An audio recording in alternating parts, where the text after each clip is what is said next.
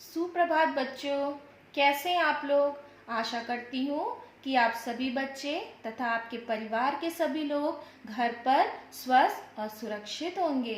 बच्चों, आज हम हिंदी व्याकरण का पार्ट 2 वर्ण विचार का भाग 2 पढ़ेंगे। बच्चों, कल मैंने आपको पढ़ाया था पार्ट 2 वर्ण विचार में स्वर और व्यंजन मैंने आपको समझाया था, और आज मैं आपको भाग 2 में वर्णों के भेद बताऊंगी। बच्चों, वर्णों के कितने भेद होते हैं?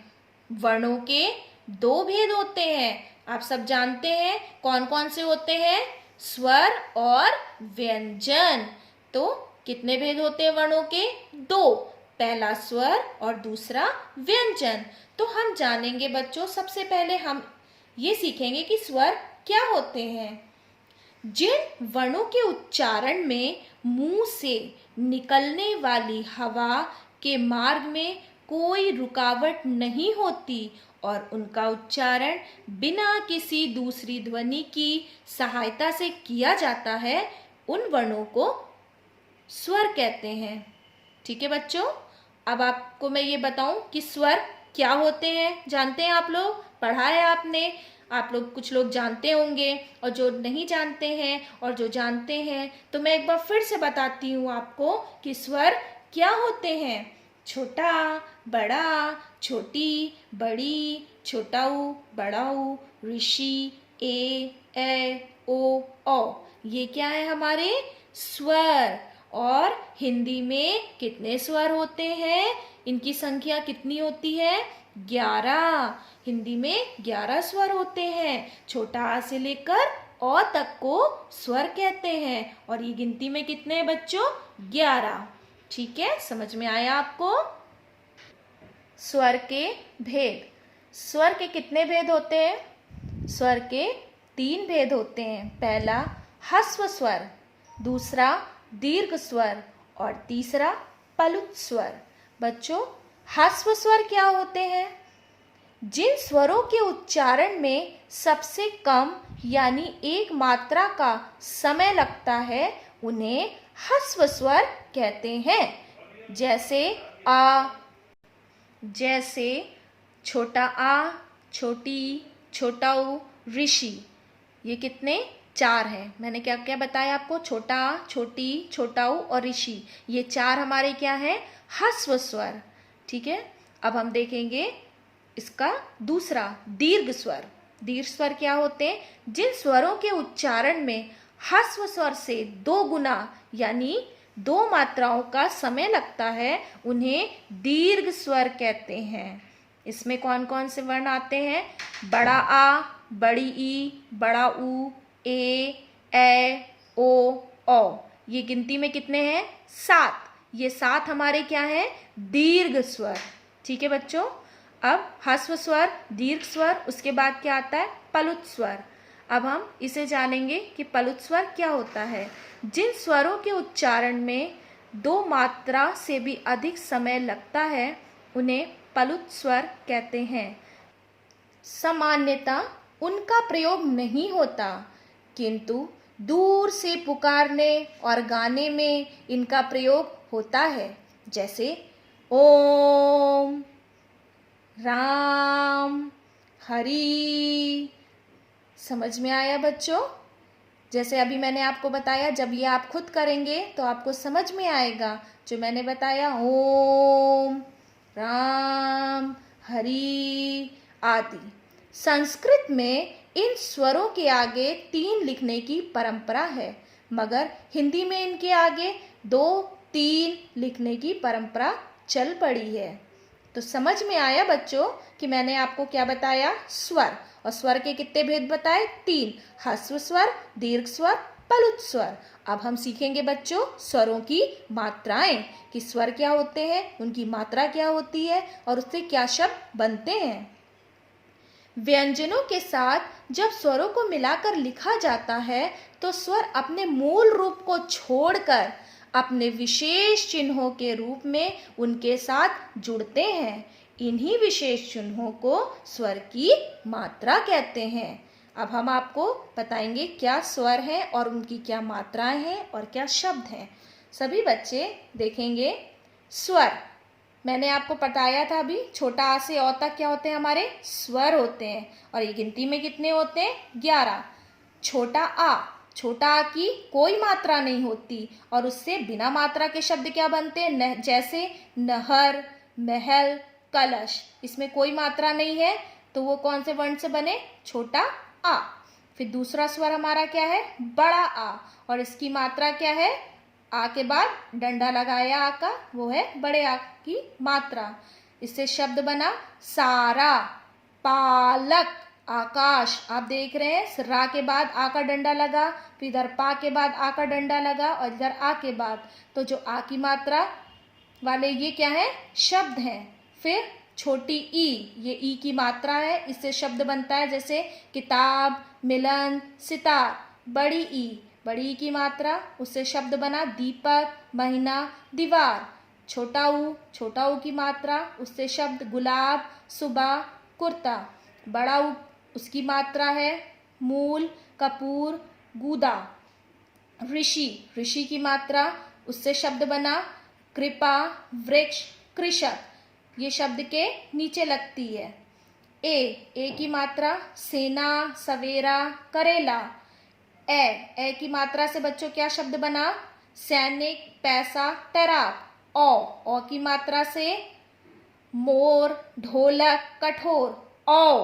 औ की मात्रा से पौधा, मौन, चौराहा। तो ये क्या थे? हमारे स्वर और उनकी मात्रा और उनसे बनने वाले शब्द। अब बच्चों हम लोग पढ़ेंगे अनुस्वार। अनुस्वार क्या होता है? अनुस्वार मूलतः 5 व्यंजन वर्णों का प्रतीक चिन्ह है। ये वर्णमाला के 5 वर्गों के पंचम वर्ण के स्थान पर बिंदी के रूप में प्रयुक्त होता है। बच्चों, वो शब्द जिसके ऊपर हम बिंदी लगाते हैं उसे क्या बोलते हैं? अनुस्वार।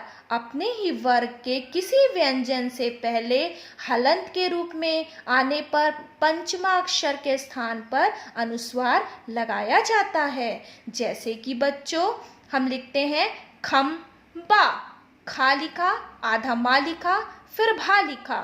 फिर हमने एक और शब्द बनाया, खा लिख के ऊपर बिंदी लगाई और भा लिखा, तो ये भी खंबा हुआ और ये भी खंबा हुआ। इन दोनों में क्या फर्क हुआ कि इसके ऊपर हमने अनुस्वार की बिंदी लगा दी। दोनों ही खंबा है। जो हम शब्द के ऊपर बिंदी का प्रयोग करते हैं वो कौन सी बिंदी कहलाती है? कौन सी मात्रा कहलाती है? अनुस्वार। ठीक है बच्चों, अब हम देखेंगे अनुनासिक। अनुनासिक क्या होता है बच्चे? जानते हो आप लोग? आज हम इसे भी देखेंगे।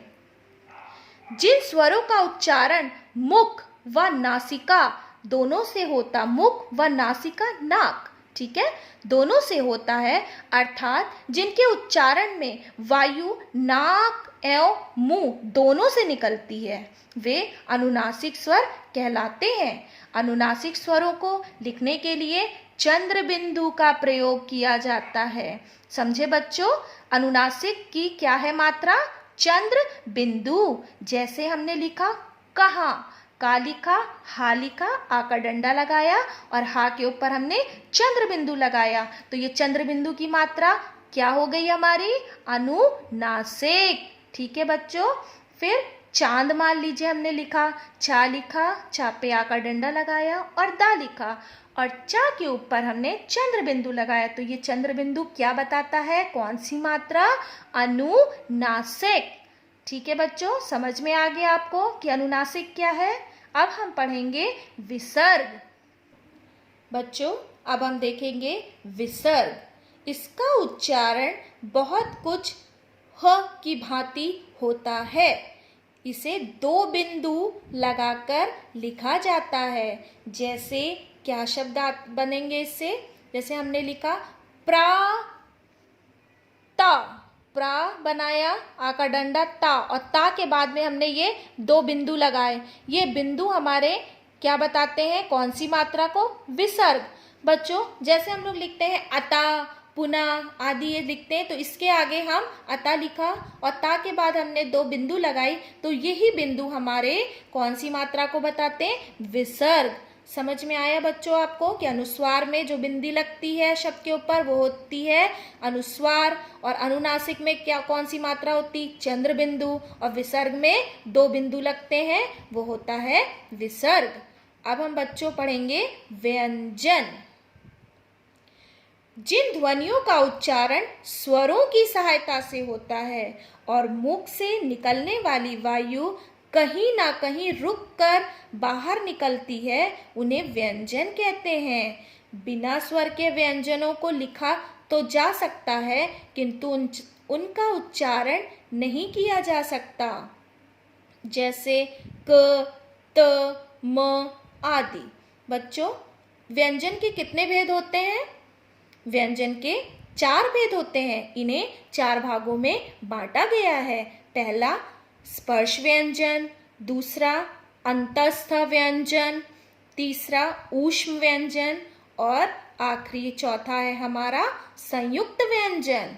ठीक है बच्चों। स्पर्श व्यंजन, जिन वर्णों का उच्चारण करते समय मुख के 2 अंग परस्पर एक दूसरे का स्पर्श करते हैं, मतलब छूते हैं, उन्हें स्पर्श व्यंजन कहते हैं। इन्हें 5 भागों में बांटा गया है। प्रत्येक वर्ग का नाम उसके पहले वर्ण के आधार पर रखा गया है। इनकी संख्या 25 है, जो इस प्रकार हैं। देखिए बच्चों, ये वर्ग है का वर्ग, और ये व्यंजन है, ये का से लेकर माँ तक है। ये संख्या में कितने हैं? 25। का वर्ग में कितने हैं व्यंजन? क, ख, ग, घ, अड़ा। चा वर्ग में च, छ, ज, झ, इया। और टा वर्ग में ट, ठ, ड, ढ, न। ता वर्ग में ता, थ, दा, ध, न। पा वर्ग पा, फा, ब, भ, म। ये क्या हमारे स्पर्श व्यंजन में आते हैं। अब हम देखेंगे अंतस्थ व्यंजन, जिन वर्णों का उच्चारण स्वरों एवं व्यंजनों के बीच का लगता है, अतः उन्हें अंतस्थ व्यंजन कहते हैं। इनके उच्चारण में समय जीभ मुख के किसी भी भाग को पूरी तरह स्पर्श नहीं करती। इसमें कौन कौन से वर्ण आते हैं? य, र, ल, व, ये 4 अंतस्थ व्यंजन हैं। फिर हम देखेंगे ऊष्म व्यंजन, जिन वर्णों के उच्चारण में समय मुख से निकलने वाली हवा अत्यधिक रगड़ खाने के कारण ऊष्म मतलब कि बच्चों गर्म हो जाती है, उन्हें ऊष्म व्यंजन कहते हैं। इसमें कौन कौन से व्यंजन हैं? 4 व्यंजन है, श, श, सा, हा। ठीक है। फिर है हमारा आखिरी संयुक्त व्यंजन। इसमें क्या है बच्चों?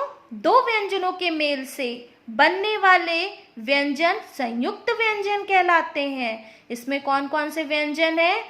छ, त्र, ज्ञ और श्र। ये क्या है हमारे संयुक्त व्यंजन। दायित्व व्यंजन, अब हम इसे जानेंगे कि दायित्व व्यंजन क्या होता है। जब स्वर रहित व्यंजन का अपने समरूपी स्वर सहित व्यंजन से मेल होता है तो उसे दायित्व व्यंजन कहते हैं। जैसे कि यहाँ पे ये शब्द है, चित्र बना है, काहे का चित्र बना है? चम्मच। और ये शब्द है चम्मच। इसमें माँ का प्रयोग कितनी बार हुआ है? 2 बार। ये दोनों एक समान है। म आधा माँ पूरा माँ, ये दोनों क्या है? माँ। और इनका प्रयोग 2 बार हुआ है, तो ये हो गया क्या हमारा? समरूपी। ये एक समान है, तो जो एक समान शब्द होते हैं उन्हें हम क्या कहते हैं? दायित्व व्यंजन। जैसे कि हमने ये लिखा ना, च आधा माँ पूरा माँ च, चम्मच। ये दोनों माँ एक समान है, तो जो शब्द एक समान होते हैं वो कहलाते हैं दायित्व व्यंजन। अब हम देखेंगे संयुक्त अक्षर या व्यंजन गुच्छ। जब कोई स्वर रहित व्यंजन किसी अन्य स्वर सहित व्यंजनों से संयुक्त होता है तो उसे संयुक्त अक्षर या व्यंजन गुच्छ कहते हैं। जैसे प्रयत्न, रक्त, मक्खी, पत्थर आदि। इन्हें 3 रूपों में लिखा जाता है। जैसे खड़ी पाई हटाकर, जैसे 11, ज्वाला, व्यक्ति आदि। बच्चों, आज जो मैंने आपको पढ़ाया, आशा करती हूँ कि आपको समझ में आया होगा। मैंने आपको आज पढ़ाया है बच्चों वर्ण के भेद, कि कितने भेद होते हैं, स्वर क्या होता है और स्वर के कितने भेद होते हैं, हास स्वर, दीर्घ स्वर, फलुत स्वर, और मैंने आपको स्वरों की मात्राएं बताई हैं। फिर मैंने आपको अनुस्वार बताया, अनुनासिक बताया कि इसमें चंद्र बिंदु होता है, अनुस्वार में बिंदी होती है और विसर्ग में 2 बिंदु लगाई जाती है। फिर मैंने आपको व्यंजन बताए कि व्यंजन क्या होते हैं। व्यंजन के 4 भेद होते हैं, स्पर्श व्यंजन, अंतस्थ व्यंजन, ऊष्म व्यंजन और संयुक्त व्यंजन। और फिर मैंने आपको दायित्व व्यंजन बताया। तो बच्चों, आशा करती हूँ कि जो मैंने आज आपको पढ़ाया, आपको समझाया, आपको समझ में आ गया होगा। अब मैं आपको इसी पाठ से कुछ अभ्यास कार्य भेज रही हूँ, जो कि आप अपनी रफ कॉपी में लिखेंगे। धन्यवाद।